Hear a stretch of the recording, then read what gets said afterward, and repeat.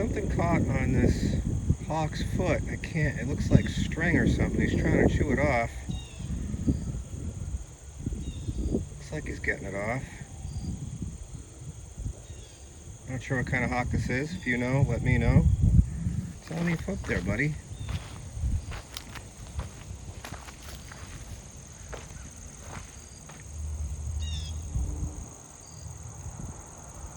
Oh, it's not. It's eating something. Why isn't it running away from me? I'm not sure what it just ate, but it was very flesh colored, so it just ate another piece, as you can see. I am literally 8 feet from this bird, and it seems not to care that I'm watching it eat. This is a first for me. Very, very interesting. Well, we have our, next animal intro.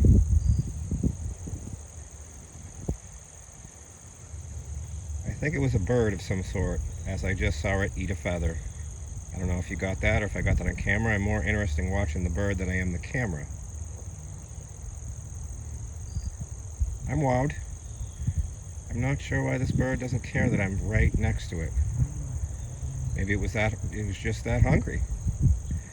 Alright, well, I don't want to stress it out. I'm not sure why it's not flying away. But, I don't want if you can see the claws. Here it goes. Wow. That was one of the coolest experiences ever. Part 2. Back on the 2004-ish Chevy Express 3500 box truck, we got some new calipers. So we're gonna get those installed. You don't need to see it. Interesting side note, that little tiny $17 jack lifted this up, and I was super impressed by it. So let's get these installed, bleed them, tires back on, and we'll go from there. Another successful installation. I was watching No Nonsense Know-How YouTube channel. He's much more talented than I am. Go check him out. And I was watching him revive, I forget what year it was, Chevy IROC. Had a 305 tune port injection. Long story short, the injectors weren't firing, and he took what I have is a mechanic's stethoscope, and you can actually hear the things firing with it. And lo and behold, we might have direction on this thing. I went in, and the ones I could reach, some are making the old clicky firing noises, and some are not. Now, do we have stuck injectors, or do we have a lack of power? I don't have the node lights that we used to use in the garage that plug in there to make sure you got your injector pulse. But yeah, I never even thought of that. It's always amazing what another set of eyes, or more importantly, a more talented individual knows. So that said, what he did is he literally went in with a scaler, an air-powered scaler, and like beat on them. And then he got some of those to work by beating on them, and when that didn't work, he actually added more voltage. And one, he added like 26 volts, and it actually got it to fire and open up, which I thought was pretty amazing. If that's standard fare, let me know. I've never seen it before or heard of it before, but I'm not well, versed. So I've determined fuel injector number 2, number 4, and number 7 are firing. The rest are not. We're plastic on plastic. I can't just go in here with a big hammer or a scaler and start beating the crap out of everything. It's not going to work out so well on this type of engine. Alrighty, we're going to try and pressure wash this thing while we still have some warm days left. I think this is the last warm day for this week, and it's going to get pretty cold. It is extremely windy, but we're going to do our best. We'll probably do a time-lapse music thing, but let's try and get it done.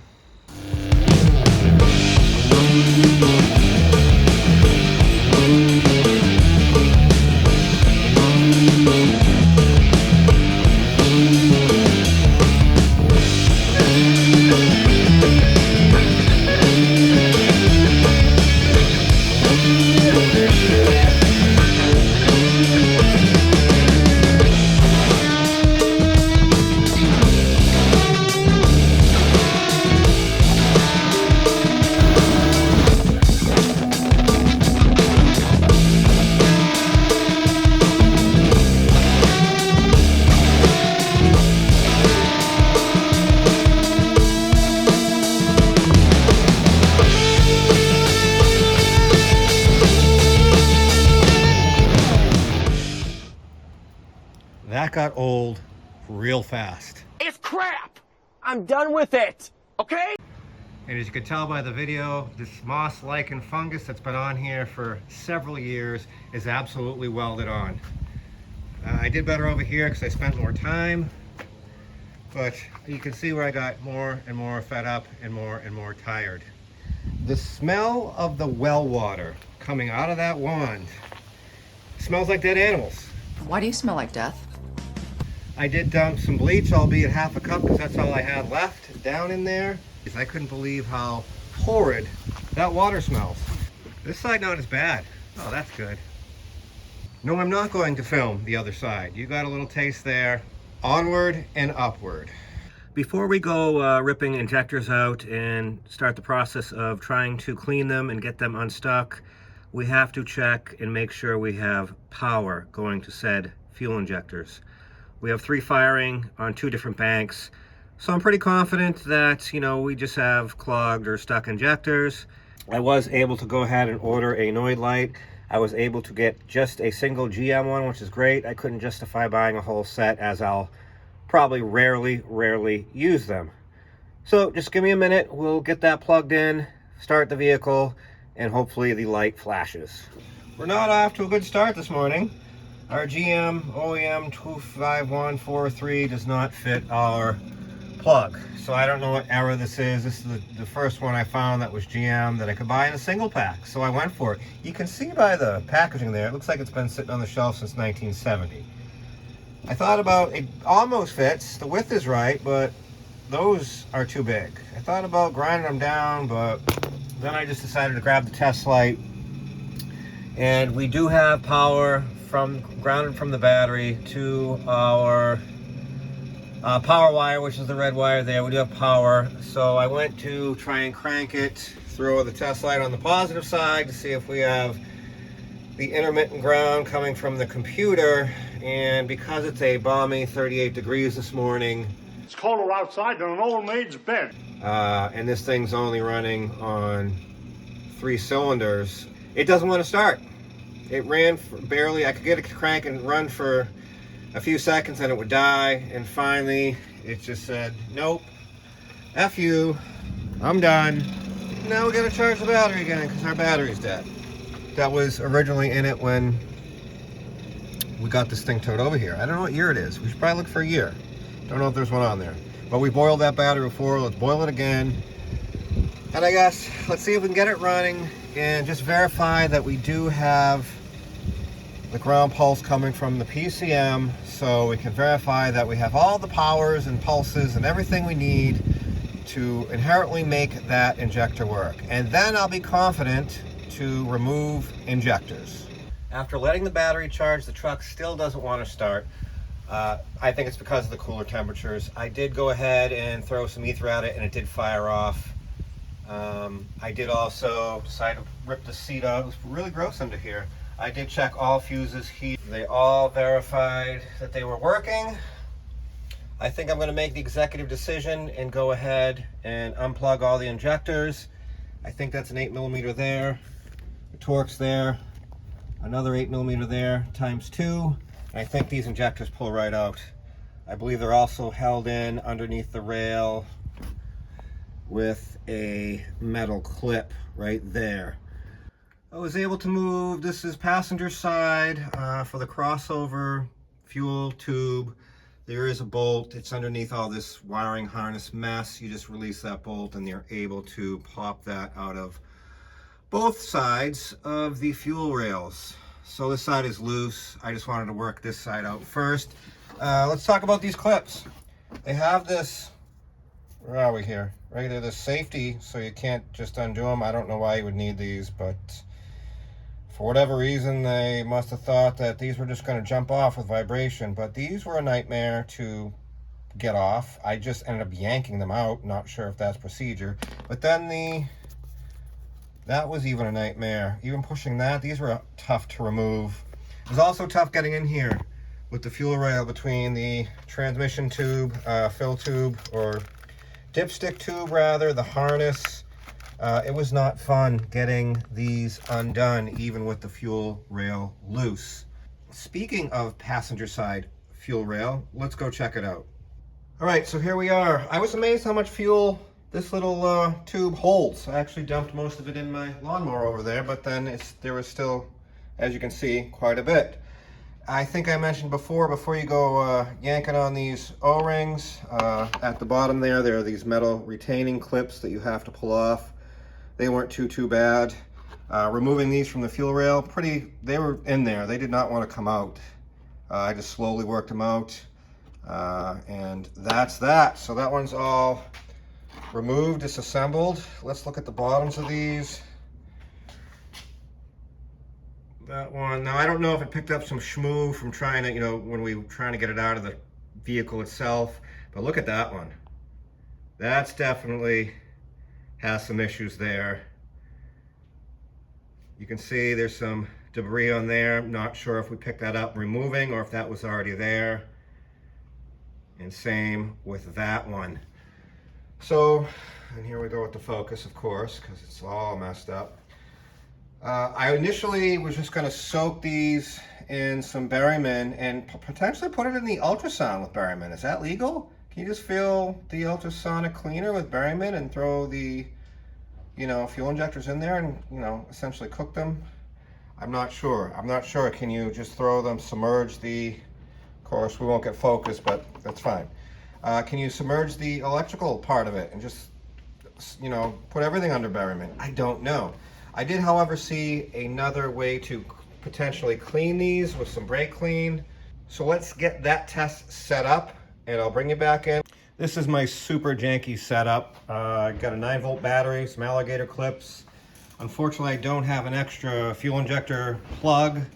So what I'm trying to do is just fill this with brake fluid, pressurize it, which it is, because you can see it's a bulb, and you can see the color change too. I tapped the fuel injector earlier to try and free it up, and there's definitely schmoo in there because it is full. It's cloudy. You see it's color change. It's not clear. But when I try to open, see if I'll get you in here. Sorry about the wind and the noise. I don't know if you can see that spark. We're sparking and we're making power. I don't know, it's picking up, it's losing focus.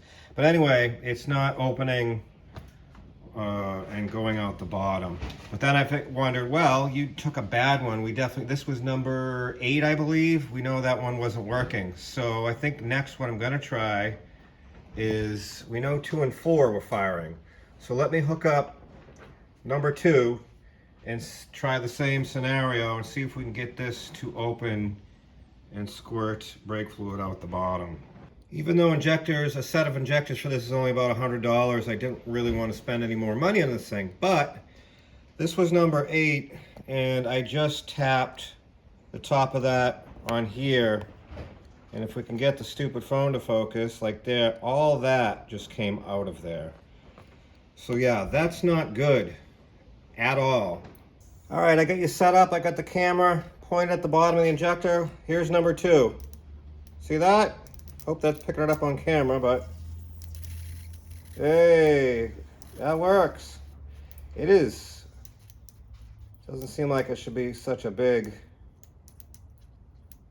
flow there. Let me repressurize. You're supposed to have 2 people do this. One working the spray, one working the power.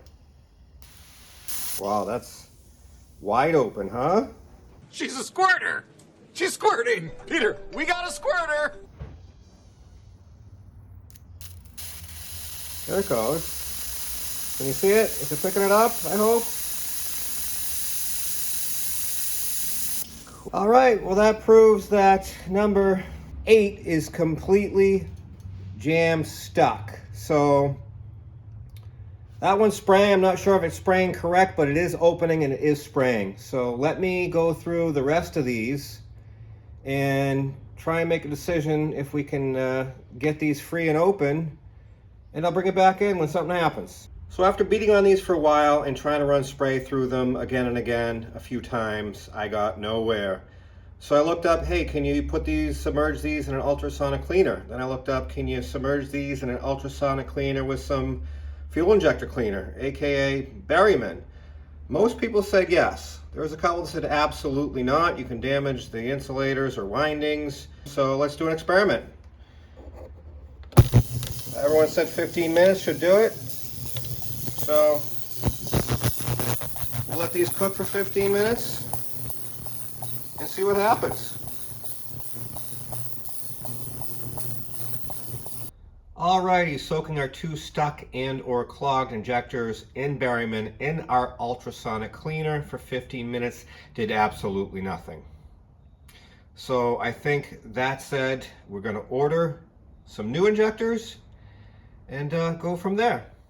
Okay, so new injectors arrived early, and what's interesting about these, when I typed in online 04 Chevy 6-liter injectors, the cheapest I could find was about $97.99, I think free shipping plus tax. And I didn't want to pay that much because I don't want to put any more money into this giant pile of you know what.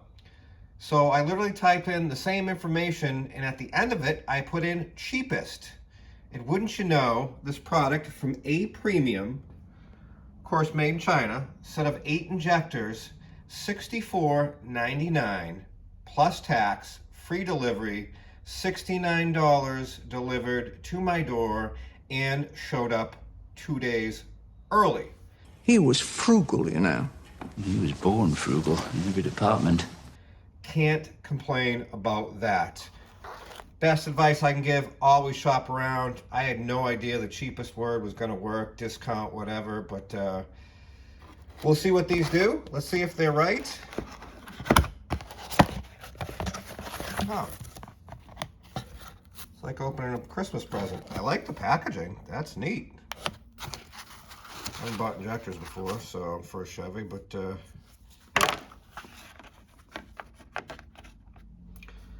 I'm going to say, even without pulling the caps off, I'm going to do this with one hand, I'm going to say those are correct.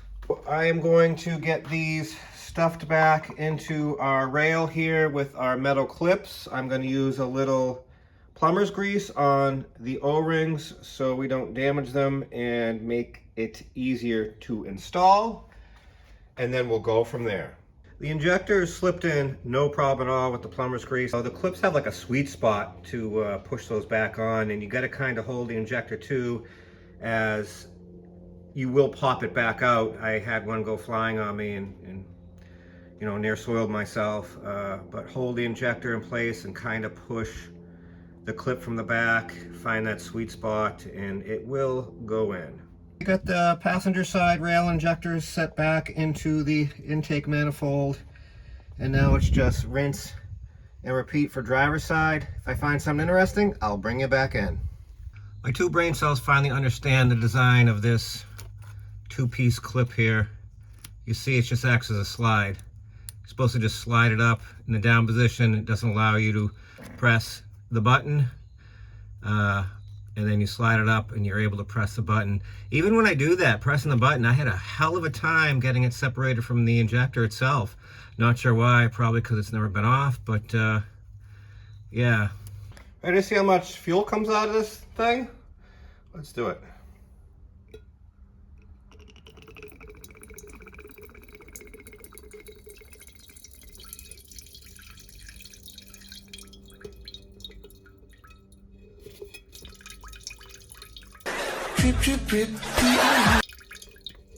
Might have been a fuel. It doesn't look too good, does it? Huh. Here's the bottom of these fuel injectors, driver's side. I made sure not to contaminate them with anything else. You can see there, very gross.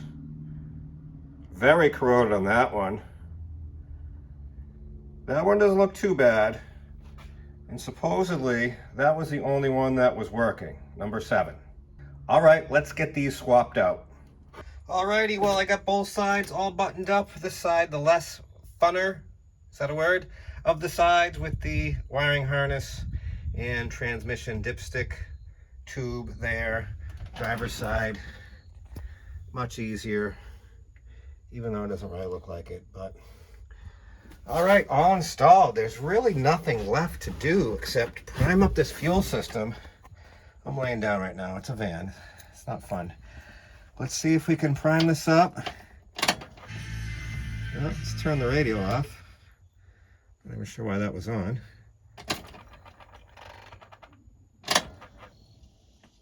Well, I hear fuel moving. I don't know if you can hear that on camera.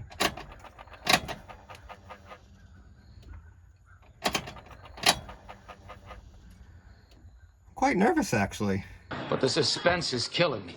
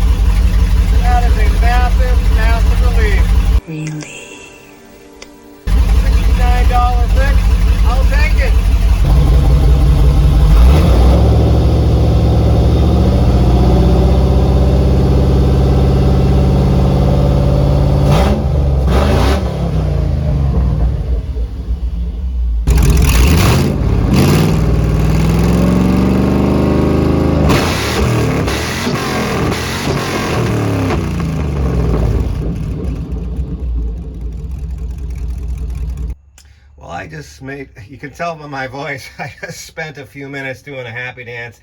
It's more like a full-body dry heave. Set the music. You want me to get it started? I'll get it started.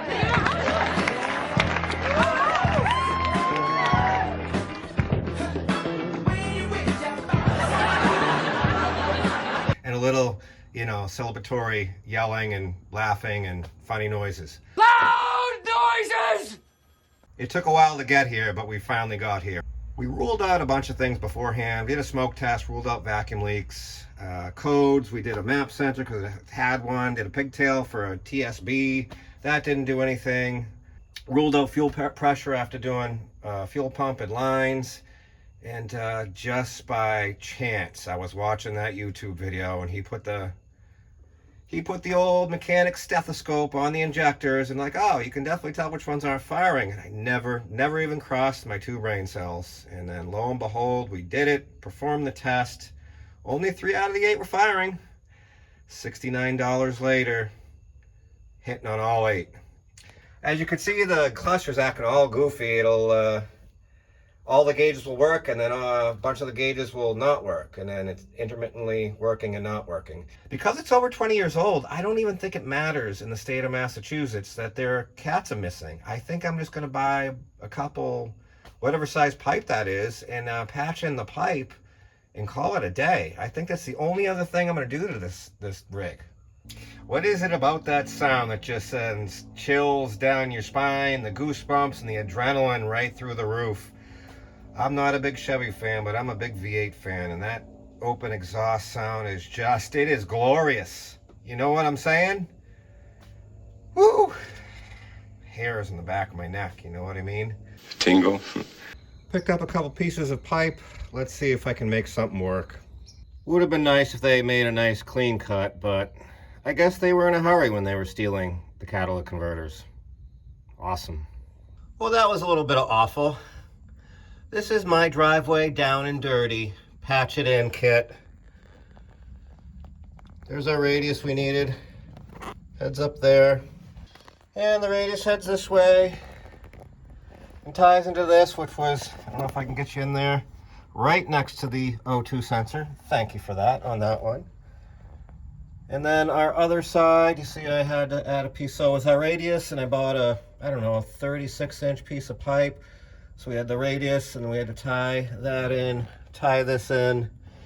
There's the rest of our 36 inches. and then it comes over to here. I had to sleeve over this because, yep, he went right next to, our little thief friend went right next to the O2 sensor there and almost actually cut into the bung. So I don't know if you can see there, but I had to weld all the way into there. Focus. Just used a mirror and a flashlight. And yeah, that was not fun, but it's done. This is all I have left for materials, so very, very lucky guess on my part. Okay, let's see how she sounds now. I did have the battery disconnected like the good little doobie I am. Let's oh,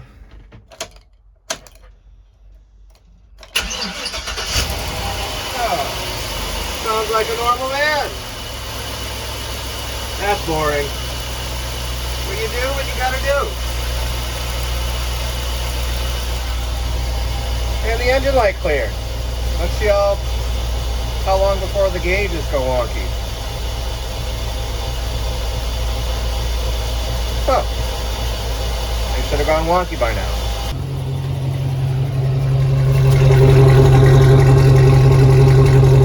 Still got a little birdiness in the tailpipe. That's too bad. Never mind. There it goes. Gauge cluster doing its wonky thing. I read online that could be a bad ground. It could be a whole host of issues. Seems to be common on these. As the gauge cluster is acting like a blinking Christmas tree and I can no longer communicate with the computer, we've gone ahead and ripped it apart. Here's the connector that kind of clips in the back, and I can see nothing obvious with the wiring. According to my 30 seconds of research, the OBD2 connector runs through cigarette lighters, which are common failures. Cannot find anything obvious there. When I do plug into the data link connector, it does power the scan tool on. It gets to about 90% and then says there's an error. I did, however, find something very interesting with the cluster. And there it is. It's been remanufactured before. And there's a reference number. And there's another number that's been crossed out and another number that's underneath it. I tried calling that number, and of course it's no longer in service. They do have a Facebook page. They did get 2-star rating, and I just emailed them to try and get any information I could as far as repairs and mileage when the repairs were done. So that's a very interesting piece to the puzzle. This has already seemingly been worked on, which makes me wonder, do we really have 52,000 miles on this? I think so. The interior is mint. I was looking at the paint on the block, on the side of the block the other day. It still looks brand new. So yeah, I'm not sure now, but interesting to say the least. I can't find anything obvious. There's no corrosion. All the wiring looks great that I can find. For as infested as this was, the insulation of the wirings must not have been made out of soy because none of the wires were touched. Perfect. I'll start checking some grounds and look at some more wiring and then probably just put it back together. I don't know if you can hear me, but after reinstalling the instrument cluster, the gauges are now seemingly functioning properly. I was able to communicate it through my scan tool. It had a bank 2, system 2 lean, which makes sense with our now cooked O2 sensor that's probably not working. We now have an airbag light that wasn't there before, and an ABS light that was always there. There is definitely something goofy going on. The door chime has never worked, ever, and all of a sudden it just started working. Let me go plug by plug and see if it changes anything. If not, we're just going to put it back together and probably call it at that point. Okay, the truck has been running for several minutes. We went plug by plug. The airbag went out because we had passenger airbag switch unplugged. All we're left now is with ABS lights, which I don't really care. The gauges haven't fluctuated. So I don't know if we just had a bad connection. I will say the top right screw holding the cluster in was not seated and kind of pushed that corner out. When whoever was in there did not fasten it correctly. I'm not saying that's what it is, but yeah, I don't know. It's just could be a fluke, but now it seems to be doing what it's supposed to be doing.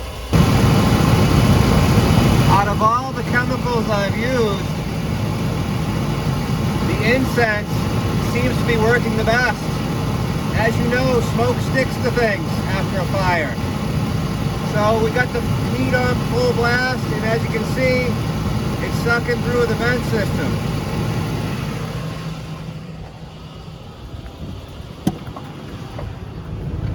I also got some going inside. We're just going to smoke bomb this thing to try and kill what's left of the mouse smell. And it's working great. You just have to like incense. It's been days since we talked about this pig, so let me clue you in. I've gone for 2 road tests, and my apologies, I neglected to bring my phone holder both times, and I just kind of went for it. First road test went great down the road. Brakes were a little spongy, and it pulled hard one way. So I then did a quick front brake inspection. Driver's side caliper, definitely brand new, unsure about passenger side. So leads me to believe again, does this really have 52,000 miles on it? There's certain signs that can make an argument for both, a lot of different signs. I just knocked off a bunch more rust, mainly coming from the frame on the box and the ramp frame. The spindles and control arms, heavily scaled. It's a mystery, it's a weird one. Other than that, we did a service, an oil change. After second road test, which was today, I went down the road, saw several policemen because we have a lot of policemen patrolling, thank God, but this thing is obviously not legal in any way, shape, or form to be on the road. So I quickly hurried back here and did not get pulled over, which was great. Second road test, much better after doing brake inspection, greasing everything, greasing the front end. I did go ahead and put a vacuum pump on the bleeders on the front brakes as well. I think I got air out, hard to tell with my cheap handheld vacuum pump, but much better braking response. I did a very budget-friendly oil change on the vehicle. As you can see here, this jug looks like it sat outside for several decades. I did decipher that it is 1030. After I pulled the old filter out, which was super heavy, oil was super duper black. It is a Napa Pro Select. And is that the date? February 24th, 2016 in the hours? I wouldn't be surprised. So I wouldn't be surprised at all if that filter is from 2016. So again, on a budget, I went to O'Reilly's and bought the cheapest filter they had in stock. So anything's better than what was in there and on there. As you can hear, door chime is still working. I did go ahead and put the interior all back together. And I tell you, again, this is one of the reasons why it seems low mileage. There's not a rip, tear, wear mark. Let me shut this chime up. Anywhere. It's near perfect. There's one little burn hole there and a spot there. That's about it for the entire interior. And this was a work van, a carpenter's van, as the story goes. As far as gauge cluster, after road testing it today, the gauges did drop out a couple times. So check gauges, security light came on while we're driving. I'm gonna say there's something going on in our cluster. Oh, I also forgot to mention, I emailed that company, and the original company was liquidated, BBA Manufacturing, and a company from England bought them out. They only operate out of England, so I thought it was very, very cool that they got back to me and said the 3 numbers on the back means it's been worked on 3 different times. He said these clusters are super duper common for failure. They have weak solder connections, and he said it could be repaired. I just went ahead, but he said they don't deal with America. They just hang out in the UK. But I thought it was I was greatly appreciative of them getting back to me and giving me some information about this cluster. So again, it begs the question, can you change the digital readout on the odometer on these? I have no idea, I haven't looked it up. But according to the email, this cluster has been worked on 3 different times. In 52,000 miles? Huh. Put down your opinion in the comments on that.